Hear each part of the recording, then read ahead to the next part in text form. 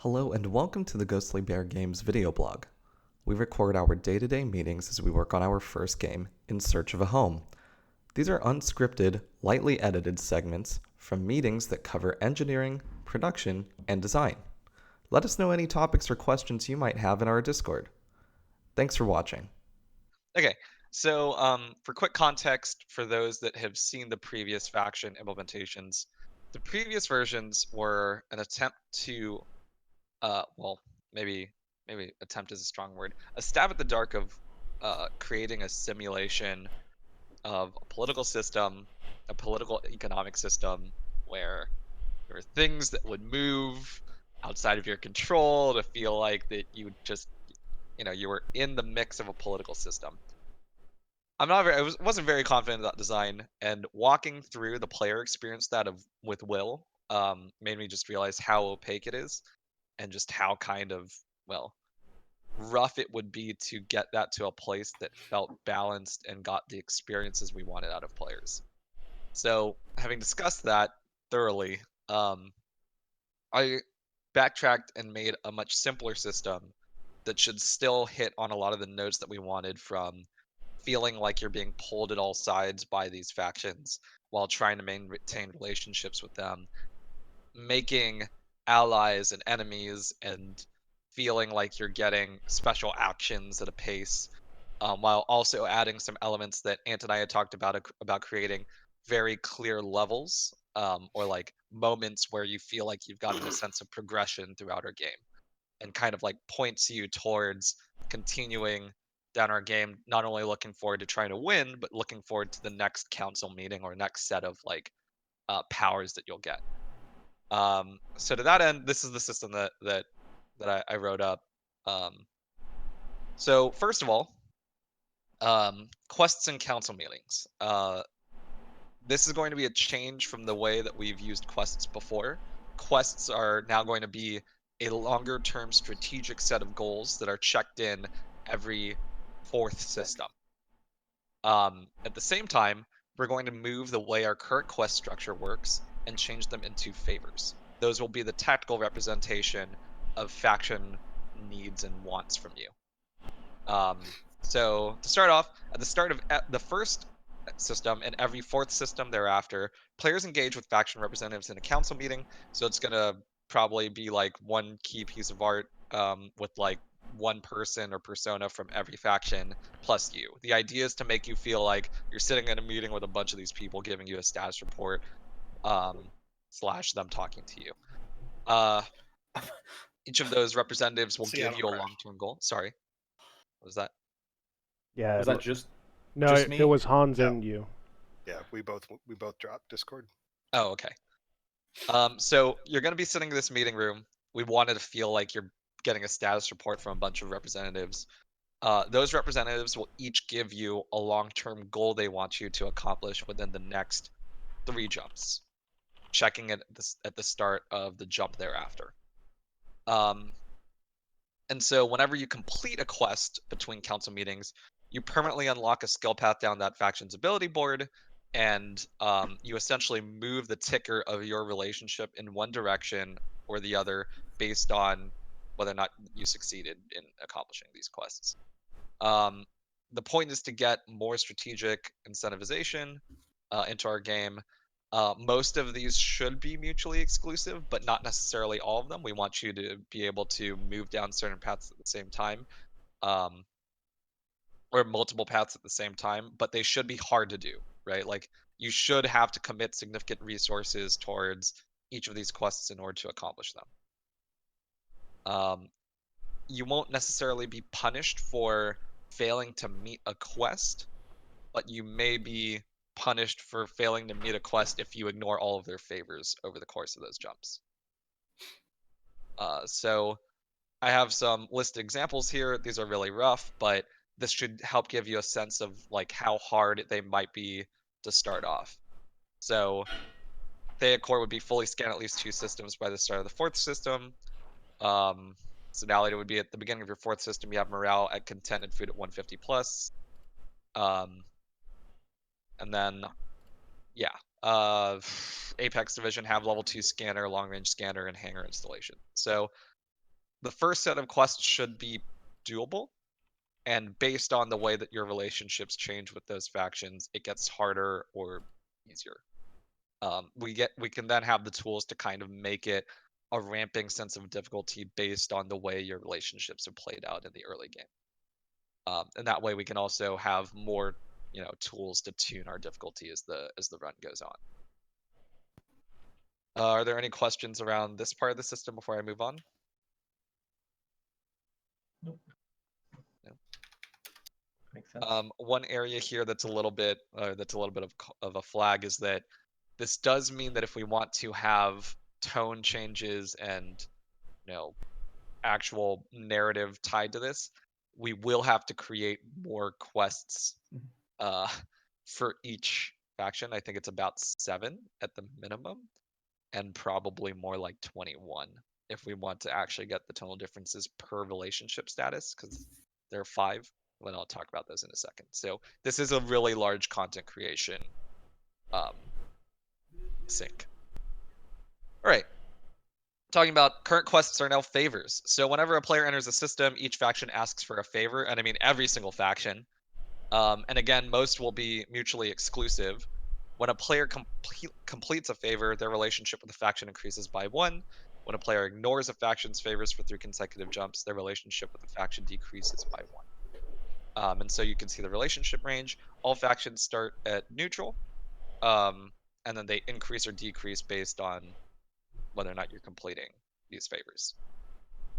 So it's easier to increase your relationship with a faction, harder to get them to decrease, but given that these are mutually exclusive, you should be making sacrifices. And we can tune the numbers on how those things shift based on how we feel, how hard we feel it's getting, or how much we want players to move on this board. Quests should become favors should become, this is already a mess. Favors should become more challenging as the game progresses, much like levels or floors in a roguelike. Each faction will have variable. Oh no, it was quests. I just had this in the wrong section. My bad. And each faction will have variable quests based on their current relationship to help facilitate a narrative with the player. I guess I brought that up earlier. Skill points and skill tree. So in addition to whenever a player completes a favor for a faction, they receive a skill point. Each faction will have a list of 4 abilities, 1 per tier above enemies. A player may invest that skill point into the ability to unlock it, and most of them should be like a one-time use or like an ammo system. And actions can cost more than 1 skill point in order to unlock. So let's say there's a really powerful ability at friendly or allies, maybe you'll have to have multiple skill points in order to invest in that. So not only do you have to have your relationship at allies, you have had to rack up multiple skill points from completing multiple favors over the course of the game. Skill points are faction specific then?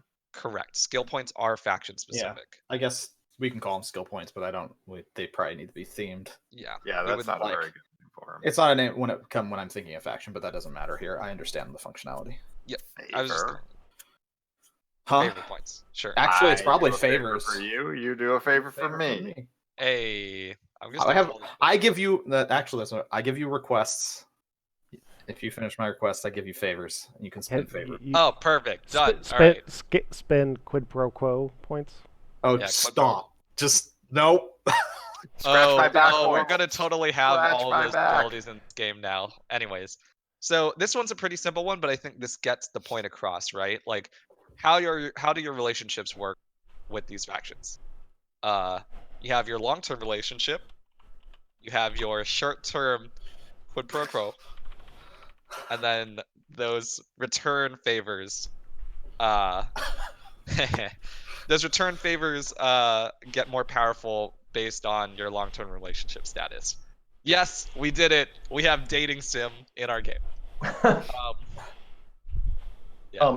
As far as mutually exclusive with the favors and the quests, how exclusive? Like you can only do one or the other, or So the quests, I don't think we should make them mutually exclusive, but we should make them challenging to complete all of them. right? Like So it some should- should be, but not all.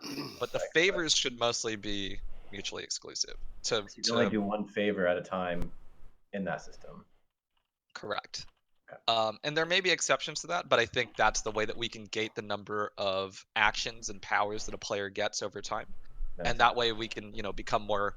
We can essentially use that as the gate, right? It Yes. is our design gate for how powerful a player gets over the course of the game. Cool. But yeah, that's a really good question because I think that's going to be the most challenging design portion. Not only is it the content push, but it's also making a range of favors that are interesting while still being mutually exclusive. Mhm. The way that I'm planning on doing that is by orders of operation. We're going to ask players to make a lot of bookend decisions. The first thing you do in a system or the last thing you do in a system. And I think that'll be the way that we can gate it. Does that make sense? Yeah, makes sense. Cool. All right. Any other questions? Because one more section that I didn't talk about. If a faction reaches the enemy's range, they mutiny. So much like we have now where ships jump, except I actually want to design a different mutiny ability for each faction to really show this is the way they screwed, you know? Because I think it's actually, it would be a pretty significant part of the narrative and their flavor of like, yeah, these factions aren't all just going to take a ship and jump.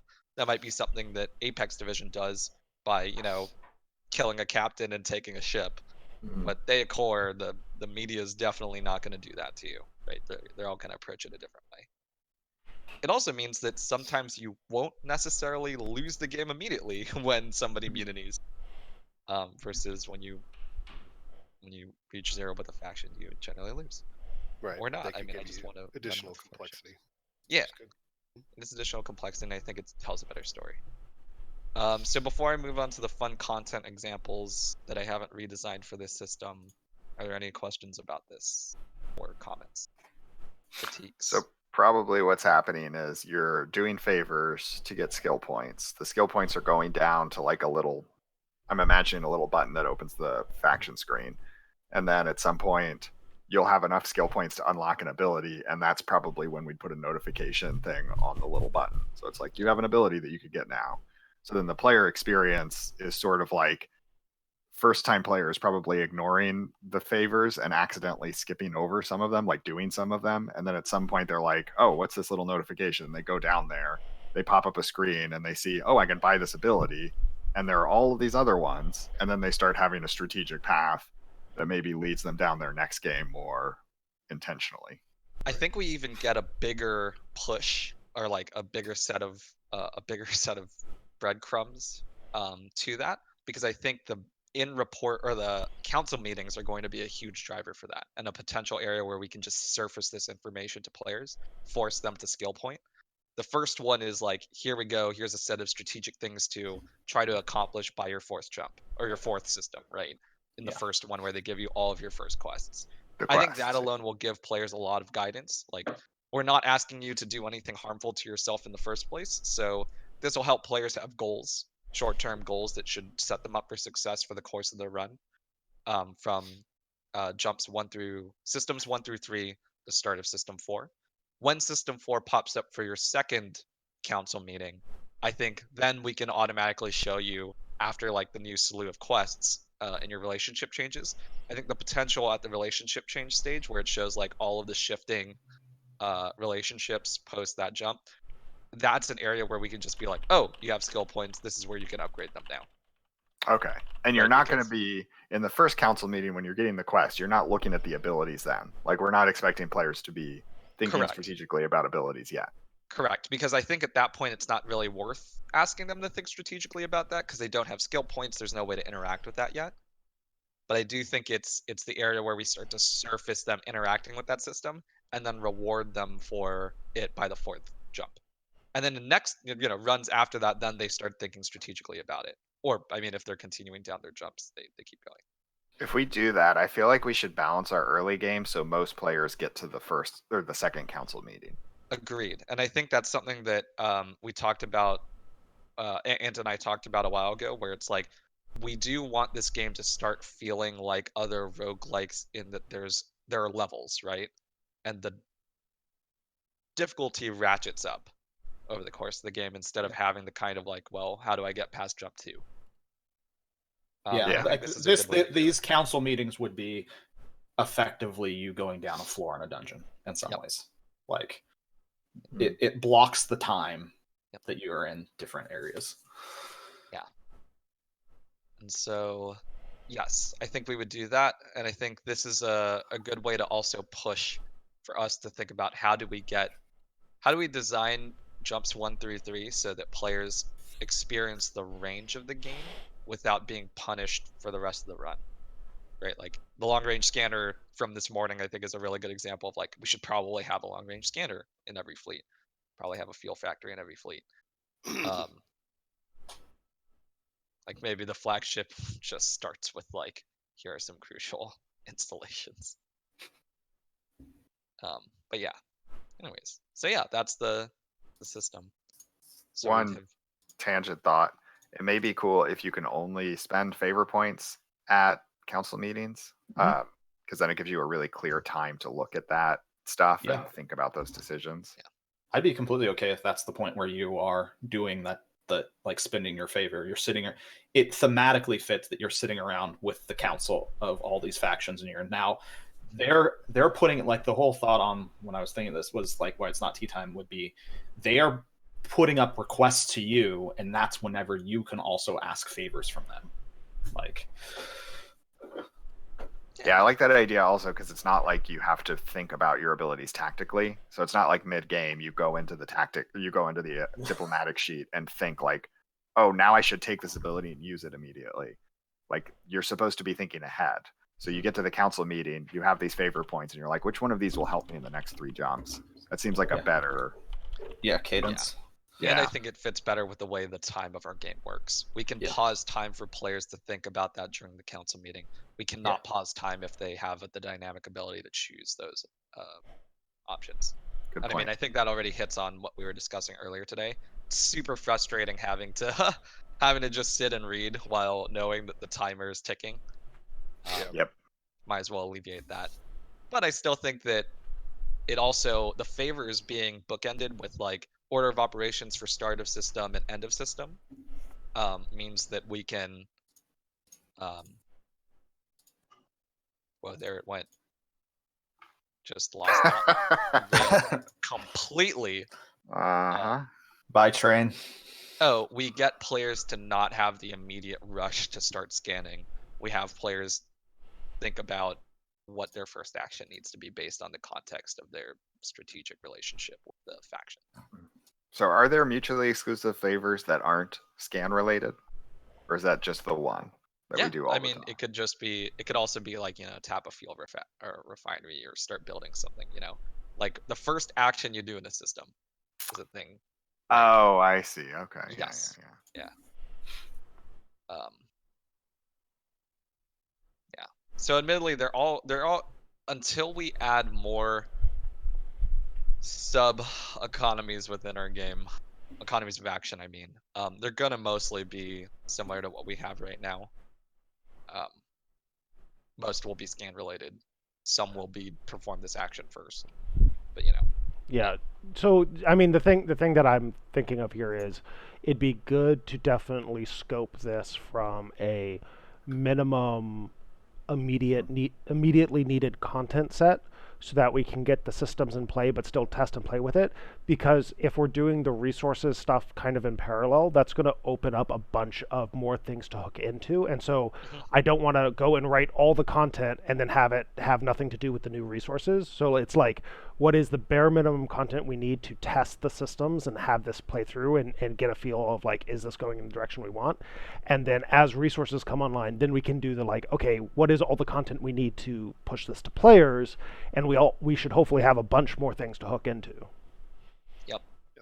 Yeah, I would think it's like 1 ability per faction rather than 5, and it's just like you get it if you do a quest for them. Like you can then buy it with favor points if you do the quest for them. Yep. Or something like that. Yeah, I agree. We can just test it. Excuse me, like that to start, but yeah. Sounds exciting. This is a side note. Did you know that in Word you can do Shift Enter and it will do page jumps for you. Your formatting is just completely bonkers. On what formatting? In this sheet, there are like 15 ends to carriage returns. I don't even know how to say what I'm saying. I have Look, no idea what you just said to me. look at this. You see this? Are you seeing my screen share? No, sorry. Oh, it's a fixed amount of enters, I guess. Yeah, you don't need to do that. You can just like do shift. Oh, You And it can would do always stay on the next a page oh, break. shift enter. Oh, I do like that. That is a pro tip. I'll take it. You can shift enter, and that skips it to the next. Well, that's what it is in Microsoft Word. Apparently, it's not here, but I think you can insert a page break Oh. somewhere in here. Oh, break. It is. It says break Yeah. right there. Break. Page break. And Oh then it my will jump to goodness. the next Okay. page Well, and cool. actually format correctly. Well, yep. Today I learned. Okay. Sorry, minor thing. It was bothering me. No, well, so that's so great. so this, so we could market this as both design time and pro tips with Word formatting. Yeah, it's part Exactly. of design documentation, it's a pro tip. What is Google Docs page break shortcut? Control Alt Shift F5P. Probably. Yeah. Insert a page break. Control enter. My hands. Oh, you're right. Control Enter. All right. Well, That's not Anyways, that bad. I'm actually so writing for it down. funsies, here's where I went with the content design in the other system for a little bit, but I think that there's still some. Well, don't look at the core because all it did was play in the old system. The idea was that we had 5 abilities. Okay. One of them was the mutiny effect. The top one is essentially like a super passive that changes the way your fleet operates for the rest of the game. But it's usually about your leadership. It's like you allied with this faction at the height of both of your with both of you at the height of your power does something ridiculous. Like having Apex Division, you turn into a military dictatorship. You no longer lose morale from stagnation. You no longer gain you no longer interact with this other economy that no longer exists. But you automatically lose the game if you have 0 fuel or 0 food. Things like that. And then you can use their abilities for free because you don't care about morale anymore. All of their stuff is about Because you're a morale loss dictator. because you're a dictator. You don't care. So anyways, yeah. So that's kind of the fun, right? I think that if we get to with the powers, we want to make allied status change the fundamental rules of the game because you are now locked in, like you both of you are now essentially in charge of the entire fleet in a way that's probably less than savory but really powerful. And then the other abilities tap into the rest of our economy in fun and interesting ways. At first, when I was hearing this design, I was thinking, okay, in draft, I'm going to want to pick ships even that have like as few factions as possible, so that I can really focus in on that faction and not anger others. But looking at this now, it feels like, yeah, maybe I could have some of these like middle bonuses with multiple factions, and still find a strategy within it. So that's cool. And I think for now, I think we should just automatically have all 5 factions in play. No Mostly because it'll just be easier for us to balance and tune and feel out how that goes. I think one area that's missing here that's a really interesting area for expansion are captains and captains of a faction. Those can create they give us a lot more access to abilities that feel very personal, right? Like deposing another faction's captain and that hurting the relationship with that faction, but increasing the relationship with another faction by installing a captain. I think creates a lot of interesting, not only interesting game design, but also fun narrative moments where you're just like, oh yeah, that all makes sense. It's very intuitive that these relationships play out that way. So the factions aren't really part of the draft anymore. They're just every ship, randomly pick one of the 5. Exactly. They're just present. They're just a constant presence in the fleet. Yeah, I think that wouldn't be that all factions are in the fleet. Some ships are aligned with some of them. Like, does each ship have to be aligned to? Oh yeah. Is one ship do we always have one ship aligned to each faction, or is it possible that they're all just there? You might have 3 ships that are aligned to Apex this time, but the other factions still exist. And I think the latter for sure. Yeah. Because I think it also helps us tap into like keywording a lot of persona powers, like a lot of Yeah. the captain's powers. Right now, like Reckless Exploit and Bold Gambit might be aligned to Apex Division, and those captains are very clearly Apex Division captains. But it also means that abilities that interact with Apex, like those captains, affect your relationship with Apex Division, and vice versa. yeah, So that like that kind of stuff.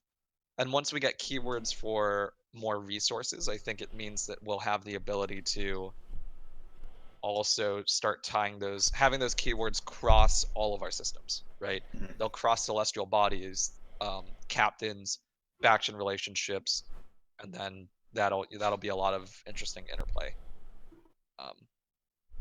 Cool. Yeah. So Dig it. I think that's where we're going. cool. Dig it. I get- So cool. So I think next steps, I think a really easy scope out of MVP for each of the factions for the quests of the 3.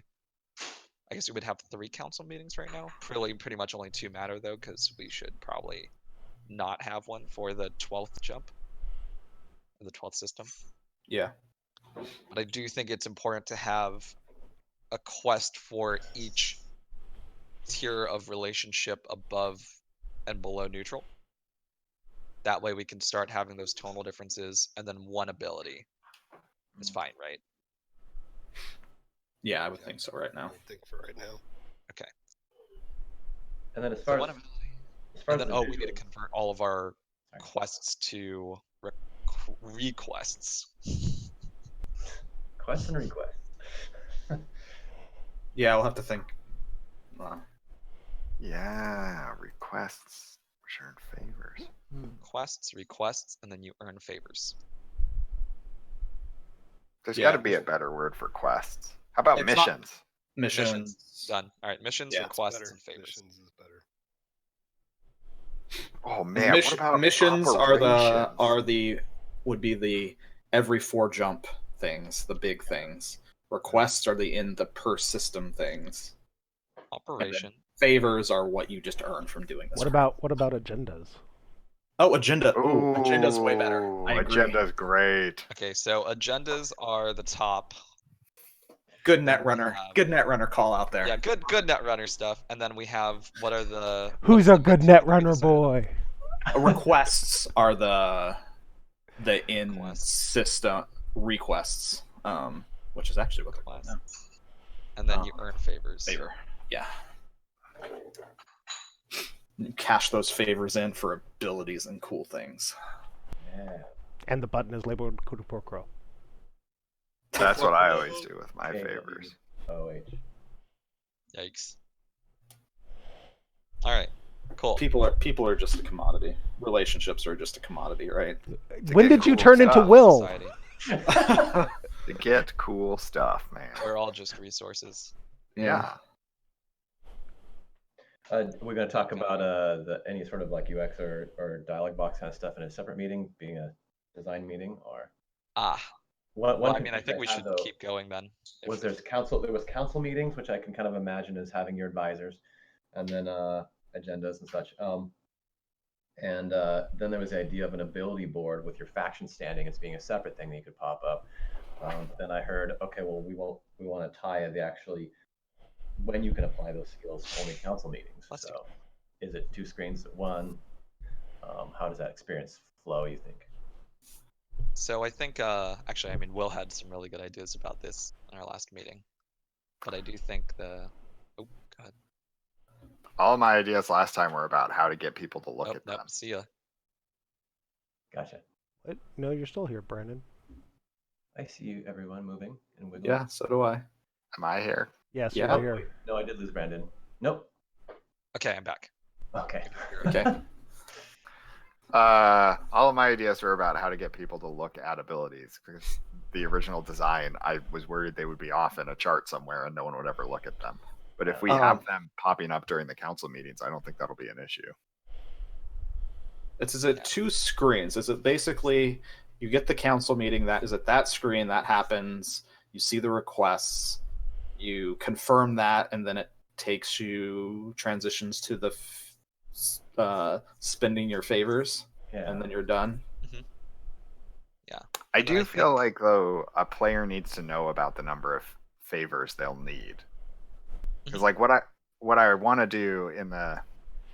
I would want to leave the quest screen with 2 goals, or the mission screen, or the agenda screen. I would like to leave the agenda screen with 2 goals. One is, like, I want to do the agenda for the Fatality organization. And then the second one is that I want to make sure I have 3 favor tokens with Fatality, so that I can pull off the Fatality move. Sodality. But yes. Yeah. So I think Sorry. then the first jump is, or the first screen is requests. But maybe we can actually have it be requests, and then next to those requests, so it's like faction, icon, and name, requests, and then the list Agendas? of their abilities. But I think maybe we have all of the abilities listed, but You mean most of agendas? them are grayed out and Yes. smaller, and then agendas, and then the ones that are in your current range of possible selection are the ones that are like more highlighted, and they show the cost very clearly, and how many tokens you need to get them.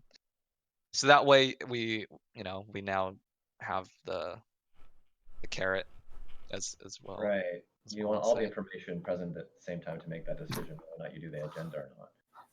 All information at the same time. That All sounds the like It's one screen. overwhelming. One full screen, but But What? admittedly, I mean, One this full is the screen paused optimized area, for right? 30-inch monitors. yeah. Is the paused area, but yes. Well, it's the paused area But, where I mean, you are I talking think, about. You're talking about putting. anyways, so that's the mission area. Oh, I'm a robot again. Oh, no, I'm back. You're back. You're here. Okay. You've never been gone. Yeah. It's People true. turn into robots for me, so I think I'm a robot for you all. Ew. True. It scares me because it's like, so 5 factions, 5 abilities per faction, 1 agenda per faction, costs on every single ability, I'm scared costs to use the ability, and cost to purchase the ability, and an effect associated with the ability. Well, excuse you, it's 4 actions per faction, so it's only 20, not 25. Check yourself. And I mean, I think what might be good there is that we only show the ones that are within the immediate range of your relationship. Okay. Or is this 2 screens you can kind of go back and forth between? too. Yeah. Or Like there is this thing, and you can say like, "Hey, I transitioned down to look out." This is Right. a bad metaphor because I don't think we do it in this. But you have the council meeting, and there's the table, the people around, and it's like, I guess this is where the paper please aspect comes into it. And they're there in the request, but then you can say, I want to look down at what I would want from Look at them, your table. and it has the list of what, and then you can say, okay, that's what I want, and then look back up. But, Right. Yeah. Is there a way to do this in a not throwing everything on the screen at the same time? Yeah. But still, Or like if we were more consistent, like every ability that you got at happy level cost 4 favor, like then you don't need to worry about showing cost, because it's just like, this is the thing, like I'm almost at happy, I want to get my 4 favor so that I can get my cool Yeah. ability. Yeah. If we do consistent stuff, then I think we can remove some of the info, or at least collate it. Is that a word? summarize it. Yeah. What I'm kind of imagining, and I guess we don't have to go super deep on this conversation, but like that there are like 5 columns for each faction basically, and some part of it can flip per faction. So you can still see everything else and make your decisions, but you're just, I want more information on that one faction somehow. Yeah, I think we should not be afraid. We should surface the information that helps with immediate decision making, because newer players, I think, for the most part, will only really have the context to deal with immediate decision making. Experienced players will want to be able to see more detailed information, but if it's more experienced players, we can make it where it's a fold or a look down or a secondary screen that you move to, because then New players can just be like, I'm just going to make a decision with the stuff in front of me because I'm honestly just kind of randomly clicking. And then the Brandons of the world know that they can always go and dig that information until they memorize it, which will be in one game anyway. So, Wiki. This may seem sorry. Do we only have? Are you ever only presented with one agenda per faction during each one of these? Correct. Okay, so I mean that seems like info that can just be. It's pretty easy known. Like there's no choices there or anything. It's just like, nope, here's the agendas for each faction. Cool. Yep. Yeah. So a lot of this could be actually then just be presented to actually what the favors you could get out of this are. One of the thing that's probably going to suck for this is that we actually need to have trackers for every single agenda, though. Trackers? Because a lot of these are like over the course of 3 systems. Yeah. Oh, I mean, we have to think of how you're going to visualize this. Yeah, the tracker, how we want to track this, that's another thing of being like... I think. I mean, our current way that we show requests is honestly was just something I put in and hacked it. Like, we haven't really gone through and thought through, like, how does a player keep track of this stuff? This goes back to the overall UX analogy that we don't have yet. We have the initial one that sort of Tysen put together, and we've kind of hacked on different solutions based on actually even not even the UX that he designed, the UI that he designed.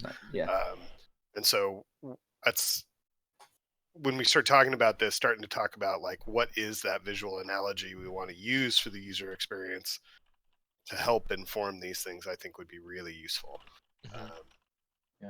And then I guess there's one more window that I can think of that we'll need, not for the first, but post second council, not for the first council meeting, post second council meeting. Holy shit! Is where do we store the unlocked favors, and how do we have players access them to use them? The favor points. Well, right now we put all abilities on ships. Exactly. We had an ability that was not on a ship, the AI Farmers, and it is currently hosted in the lower left corner. So we could do that. Yeah, I mean, like a faction-based skill tray. Well, or you just default any sort of more like flagship fleet-wide things to the flagship. You could do that, or we could add another quote-unquote ship bar that is the fleet that if you don't want to lock it to a ship is performing an action, and so you basically have one fleet action that could be performed on top of what each ship is doing, then you would just make another ship bar that is the fleet. Yeah. I like the fleet idea because we also will start to need a place to hold a lot of our passives that are fleet-wide, not ship-owned, if we want to make those exist. And I think that can be more representative of you as a player, like your persona. It's like a reason to have a fleet screen and a fleet view. Yikes. That's just pure heresy. It is. It's disgusting. How dare you not put all buttons on one screen so Brandon doesn't have to click multiple views? Yeah. I know. How dare I? One thing that does make me kind of apprehensive about this system in general is the kind of, it feels like it disconnects the idea of factions from ships a bit, and as a consequence removes a lot of personality from the ships. And it seems like another system that kind of moves us towards thinking about our fleet as a whole rather than as a I won't be thinking about individual ships as much. That's all. So one of the things I was wondering though is like, at some point do we want to start to see things where like if captains and ships do have faction, that the captain abilities can progress based on the same kind of favor system or things like that? Because that would bring you back to the idea of the progression of those ships, the growth of those ships, and why they're important. Because you do have that expression on the ships, and you have the captains as a face of that expression. We just don't have anything right now in this design that ties it back to affecting that system. Because a lot of that's in our future. Like there is the personas update. Which is like is supposed to be a lot of the relation. Like captain relationship. Right. Honestly, that would be the relationship where there it seems are like a these natural these translation. council members, these faction council members, and you could have a more direct relationship with them. They're not just a static image. As part of a ship. As part of a ship. Ships. Yeah, everyone's on part of ships. Like captains are going to be the captains of your ship, but there are more than the idea of the personas. There would be more than just captains of the ship that you might be talking to. Like the head of these factions don't have to be the captains of the ship. Yeah, it's the Deep Space Nine or the Babylon 5. Babylon 5. Yeah. George put in some cool event ideas that kind of relate to this too, where it's like if a faction is pissed off at you, the captain associated with that faction could like go on a murder rampage and then die, and you have to get a new captain or something. Yeah. I mean, I think a lot of the things that I want to do in the future is about captain politics, right? Like removing captains from power, installing a different faction's captain. And this seems like foundational pieces that could very easily help feed in and explain why those things are what they are. You know, your current relationship with the captain. Yeah, and I think that will the captain stuff as we get it in will pull you back towards individual ships. I think also as we get resource stuff in, and if we do some stuff with the ship manufacturer to give individual ships more personality, especially in draft, that'll start to bring it in. And the reality is that I think that it's going to be hard to pull people really into individual ships until we start getting our own ship models and stuff in there that we can even make them more interesting that way and give them personality. Yeah, and that comes back to us redoing how people are interacting with those ships again. I will note that we should also think about what those faction negotiation meetings look like and how we're personifying them, because it feels like we're pulling towards needing to solve for character art. Yep. So a little bit. But my honest thought for the first MVP is yes, it is one static image. One static image. We're not going to swap out different art there, and honestly, they don't have to be super detailed. Like it could just be silhouettes. It implies that there are people around a table. It doesn't have to be specifics to those people right now. Poker dog. I will say poker dog. Sweet. I'm using that image. Hans, I think that playing with runway may become a core sprint task, not a hobby side fun thing. Yeah, I'm still skeptical, but I think you're probably right. But there are also ways, like if we wanted to start to talk about like, oh yeah, we represent them, you know, you're talking about shadows.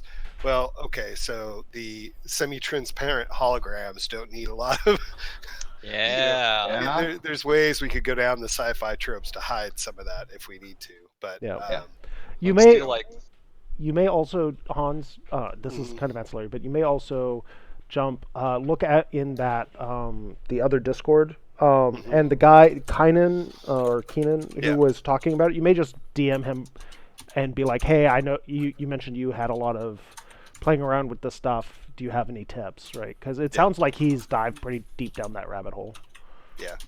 Yeah, it also did sound like though he was doing a lot of building his own models and things of that sort, which is from an effort perspective is pretty deep. So depending on where we want to go there. Also, if we have an idea, a little more of an idea of like, do we just need headshots to make these things work, or is it like, you know, bodies? Is it literally like here's their badge photo versus actually like a character in an environment? That makes a huge fucking difference based on what we're trying to do here, because there's a whole consistency aspect.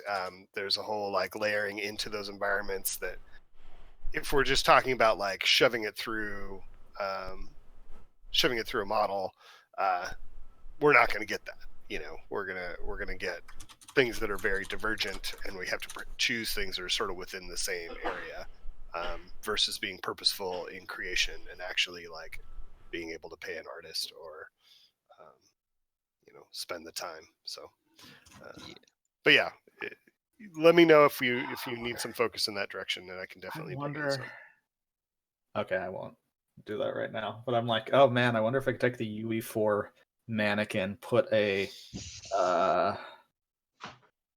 treatment on it, material treatment that made it look hologrammy with like lines, and then you could just 3D line these things up. Like, does this actually have to be a 2D image? Could it actually be a 3D kind of layout with like 2D logos on the different manic? Hey, we found a reason to reuse our altered tactic stuff. Actually, that would work too. Theoretically, you could do some weird stuff there. It's probably more than we want to deal with, but it's an interesting. Yeah, but I mean that's the thing. Like we should come up with a concept that we want to shoot for, and then start playing with what's the MVP to actually fill that in. Yeah. Versus going out and looking for a solution and then that defining. Yeah. What we do, it's just going to be a lot easier if we have an idea what we're shooting for.